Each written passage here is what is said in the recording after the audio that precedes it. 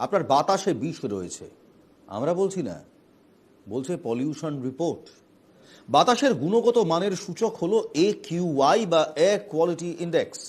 AQI কোথায় ভালো, কোথায় খারাপ বা অত্যন্ত খারাপ, তা নিয়ে CPCBর নির্দেশিকা রয়েছে।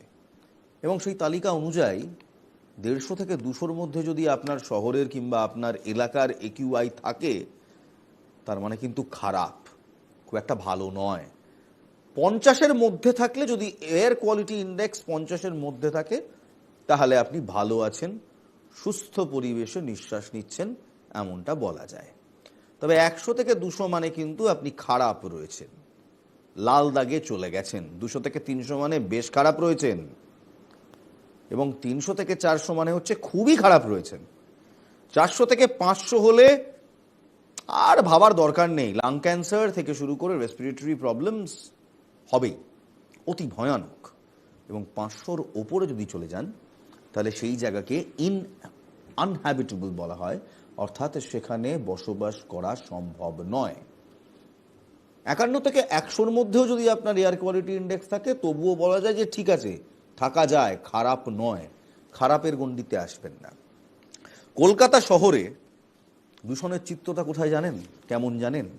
সোমবার বেলা 1:30টা পর্যন্ত বাতাসের গুণগত মান দেখলাম। বালিগঞ্জ 170, ওই লাল দাগে। বিধাননগর 154, আবার লাল দাগে। ফোর্ট উইলিয়াম 173, লাল দাগে। যাদবপুর 170, সেই লাল দাগে পড়ে রয়েছে। রবীন্দ্র সরোবর, কলকাতার, সাউথ কলকাতার ফুসফুস যাকে বলে, 169। এবং রবীন্দ্র ভারতী বিশ্ববিদ্যালয় সবচেয়ে বেশি, 173। আমি আপনি কেউই ভালো হাওয়ায়, খোলা হাওয়ায় শ্বাস নিচ্ছি না, বিষাক্ত হাওয়ায় শ্বাস নিচ্ছি। বাঁচবেন কি করে? এই নিয়ে আলোচনা করব। আমার সঙ্গে রয়েছেন স্বাতীদি পরিবেশবিদ, বিশিষ্ট পরিবেশবিদ, একাধিকবার আমাদের শোতে এসেছেন। স্বাতীদি নমস্কার। স্বাতীদিকে প্রথম প্রশ্ন, বাঁচবো কিভাবে? নমস্কার। দিনে দিনে বাতাসের সূচক বিপজ্জনকভাবে রয়েছি, এবং বিপদ আরও বাড়ছে, সেদিকেই ইঙ্গিত দিচ্ছে। হয়তো দিল্লির কাছাকাছি এখনো পৌঁছয়নি স্বাতীদি, তবে আগামী দিনে হয়তো পৌঁছে গেলেও যেতে পারি। বাঁচবো কিভাবে?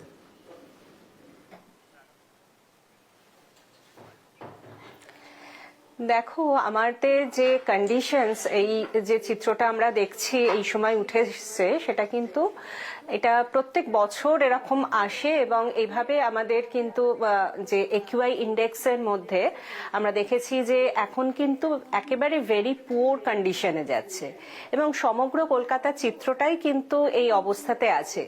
এবার আমাদের কিন্তু ভাবতে হবে যে আমরা এই সিচুয়েশনেতে যখন আমরা বসে আছি, কলকাতা হচ্ছে একদম গ্যাঞ্জেটিক একটা জায়গা, প্লেস, এবং এখানে বাঁচবার কিন্তু সব থেকে যেটা ভালো উপায় হচ্ছে আমাদের সুন্দরবন।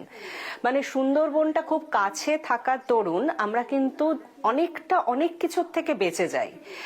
আর যে বিষয়টা আমরা দেখছি যে কলকাতাতে প্রচুর পরিমাণ কিন্তু গাড়ি, যেটা আমরা দেখতে পাচ্ছি সেটা কিন্তু প্রচুর পরিমাণ আছে, এবং এটা রিসেন্ট রিপোর্টে কিন্তু ধরা পড়েছে, একটা ডাচের রিপোর্ট যেটা আমরা দেখেছি, যে টমটমের যে ডাচের রিপোর্টটা, সেখানে কিন্তু ধরা পড়ছে যে আমরা এখানে অনেক বেশি যে গাড়ির সংখ্যা, সেটাও কিন্তু অনেক বেশি, যেটা দিল্লির তুলনায় কিন্তু অনেক বেশি। দিল্লিতে প্রায় 4, মানে প্রতি বর্গ কিলোমিটারে যে হিসেবটা আছে, সেখানে প্রতি বর্গ কিলোমিটারে 400টা গাড়ি, কিন্তু সেখানে কলকাতায় আমরা দেখেছি তার সংখ্যা প্রায় 1,500-এর বেশি। এছাড়াও কিন্তু আমরা দেখতে পাচ্ছি যে যেহেতু প্রচুর পরিমাণে গাড়ি চলছে আজকে আমাদের এই সমস্ত কলকাতার রাস্তা দিয়ে, সেখানে কিন্তু আমাদের যে ধোঁয়াটা তৈরি হচ্ছে সেটাও সাংঘাতিকভাবে আমাদের বায়ু দূষণে এসে মিশছে, এবং যে গাড়ি যতটা ট্রাফিক সিগন্যালে যখন দাঁড়িয়ে থাকে, সেটার সময়ক্ষণও কিন্তু অনেকটা বেশি, এবং সেটাই রিপোর্টের মাধ্যমে ধরা গেছে, যেটা সারা পৃথিবী জুড়ে আমরা সব থেকে ধীর গতির সিটি যেটা ধরি, সেটা কলম্বিয়ার বারানিলা, এবং সেখানে 10 কিলোমিটার যেতে একটা গাড়ির সময় লাগে 36 মিনিট। কিন্তু কলকাতা দুঃখজনকভাবে ব্যাঙ্গালোরের থেকেও কিন্তু স্লো, এই রিপোর্টটা কিন্তু ধরা পড়ছে। সুতরাং বুঝতে পারছো যে কলকাতা কিন্তু খুব পুরনো সিটি, এখানকার রাস্তার দৈর্ঘ্য কম, এখানে গাড়ির সংখ্যা বেশি, এগুলো নিয়েই আমাদের বাঁচতে হবে এবং চলতে হবে। এবং আমাদের মানুষদেরকে কিন্তু আরো বেশি করে সচেতন হতে হবে যে কখনো সলিড ওয়েস্ট, যেটাকে আমরা বলি যে কঠিন বর্জ্য পোড়ানো, সেগুলো যদি একটু কম করতে পারি। বিভিন্ন জায়গায় যে আমরা দেখি শীতের শুরুতেই বিভিন্ন রকমের কিন্তু পাতা পোড়ানোর একটা ইন্ডিকেশনস আমরা বিভিন্ন জায়গায় দেখতে থাকি, সেটা উত্তর কলকাতা থেকে শুরু করে দক্ষিণ কলকাতা, অ্যাট ইভেন বিভিন্ন ডিস্ট্রিক্টগুলোতে সেখানেও দেখা যায়। এবং একেবারে কিন্তু আজকে আমি বলবো হাওড়া, হুগলি, এই জায়গাগুলোও কিন্তু এফেক্টেড হয়ে যাচ্ছে, শুধু একেবারে সাথে দিই, কারণ কলকাতা নয়। আমরা পরিবেশবিদদের সঙ্গে কথা বলেছিলাম, পরিবেশ কর্মীদের সঙ্গে কথা বলেছিলাম, জিজ্ঞেস করেছিলাম যে কলকাতাতে সমস্যা হয় তাহলে জেলাতে কেন সমস্যা? কলকাতায় না হয় বেশি গাড়ি চলে, অনেক রকম ইন্ডাস্ট্রিজ রয়েছে, অনেক রকম দোকানের ধোঁয়া রয়েছে, অনেক কিছু রয়েছে, জেলায় কেন? ওনারা বললেন যে এই যে ধানের গোড়া পোড়ানো হয়, ধান গাছের গোড়া যে পোড়ানো হয়, অনেক সময় তার সঙ্গে প্লাস্টিক মিশে যায়, এবং প্লাস্টিক থেকে যে বিষ হাওয়ায় ছড়াচ্ছে তা সাংঘাতিক, তা মারাত্মক। আমার সহকর্মীদের বলবো যে এই দূষণের হাত থেকে কিভাবে বাঁচবো সেই কথাগুলো, সেই ছবিগুলো চালাতে। এবং সাথীদির কাছে প্রশ্ন, সাথীদি, খারাপ আছি জানি, খারাপ থেকে ভালো কিভাবে থাকবো?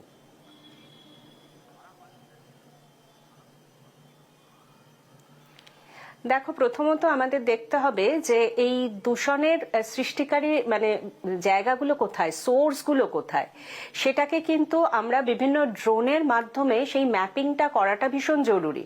কারণ আমাদের কিন্তু বায়ু দূষণের ফলে আমরা দেখেছি যে বিভিন্ন কার্ডিওলজিক্যাল সোসাইটির রিপোর্ট অনুযায়ী অ্যাট ইভেন্টস আমাদের লাংসেও কিন্তু এফেক্টস করছে এই PM 2.5 এর ছোট্ট ভাসমান কণাগুলো।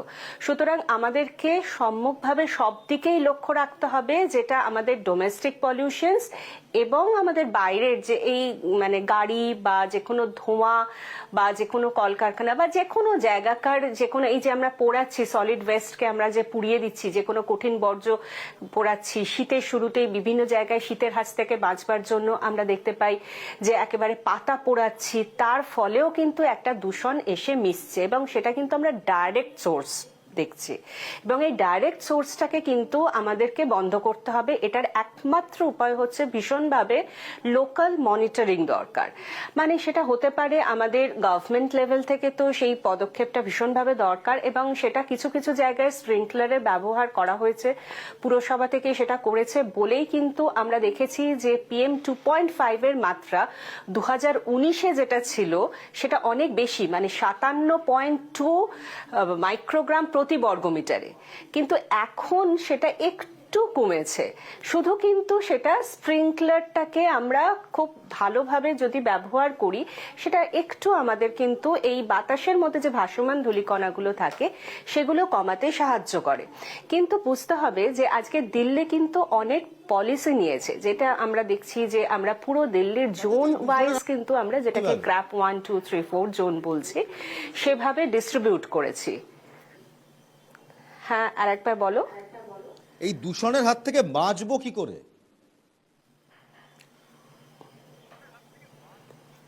দূষণের হাত থেকে বাঁচার একমাত্র উপায় হচ্ছে কিন্তু মানুষের জনসচেতনতা ভীষণভাবে দরকার, এবং প্রত্যেককে মাস্ক ব্যবহার করা, এটা যদি একটু রাখা যায়, যাদের কোমরবিড ফ্যাক্টর আছে তাদের জন্য বলছি, বয়স্ক মানুষদের জন্য বলছি। এবং এটা WHO রিপোর্টে কিন্তু উঠে এসেছে যে এয়ার পলিউশনসে সব থেকে বেশি কিন্তু শিশু মৃত্যুর হার। সুতরাং যে সমস্ত শিশুরা আজকে আমরা দেখতে পাচ্ছি যে একেবারে মাটি থেকে 5 ফিটের মধ্যে সাধারণত কিন্তু তাদের হাইট অনুযায়ী থাকে, সুতরাং বুঝতে পারছো যে এই ভাসমান ধূলিকণাগুলো যেহেতু আমাদের এই মাটির ভূপৃষ্ঠের খুব কাছাকাছি থাকে, সেই জন্য কিন্তু আমাদের শিশুরা এর দ্বারা ভীষণভাবে অ্যাফেক্টেড হয়ে যায়।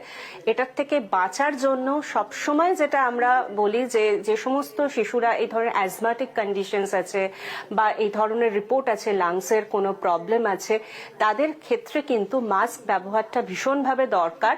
এছাড়া কিন্তু মানে অকারণে কখনো এই ধরনের এই যে এই শীতের সময় যে বিভিন্ন জায়গায় অনেকেই লক্ষ্য করলে দেখতেই পাবে যে পাতা পোড়াচ্ছি, যে ঠান্ডার হাত থেকে বাঁচছি, হয়তো সেটা ক্ষণিকের জন্য বাঁচছি, কিন্তু তার ফলে যে বাতাসের যে বিষাক্ত গ্যাসগুলো, কারণ অনেক জায়গায় দেখা যায় যে পাতার সাথে প্লাস্টিককে আমরা পুড়িয়ে ফেলছি। এবং এই যে এবং তুমি তাতে বললে কোথাও যে একটু এই আগে যে বিষের পরিমাণ অনেকটা বেড়ে যায়। যদি খোলা মনে খোলা বুকে নিঃশ্বাস নিতে হয়, তাহলে কোথাও অনেক কিছুই বন্ধ করতে হবে। যেমন বন্ধ করতে হবে এই মুহূর্তে নির্মাণ কাজ যেখানে চলে সেটাকে খোলা রাখা, চারপাশ ঢেকে রাখতে হবে। সিএনজি ও ইলেকট্রিক গাড়ির সংখ্যা আরও বাড়াতে হবে, কারণ পেট্রোল কিংবা ডিজেলের গাড়ি অনেক বেশি দূষণ আকাশে বাতাসে ছড়ায়। ট্রাফিক সিগন্যাল লাল হয়ে গেলে গাড়ির ইঞ্জিনটা বন্ধ করতে হবে, কারণ গাড়ির ইঞ্জিন বন্ধ না করলে দূষণটা কিন্তু ছড়াবে।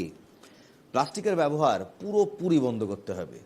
জুট খুব সুন্দর অল্টারনেটিভ, সেটা হয়তো এবার আমাদের ভাবতে হবে ভালো থাকার জন্য এই অল্টারনেটিভ উপায়গুলোকে অ্যাকসেপ্ট করা। ধন্যবাদ, স্বাতী নন্দী ছিলেন আমাদের সঙ্গে। ধন্যবাদ স্বাতীদি, অসংখ্য ধন্যবাদ আমাদের শোতে আসার জন্য। পরবর্তীতে আবার আপনার সঙ্গে কথা হবে। আপাতত ধন্যবাদ।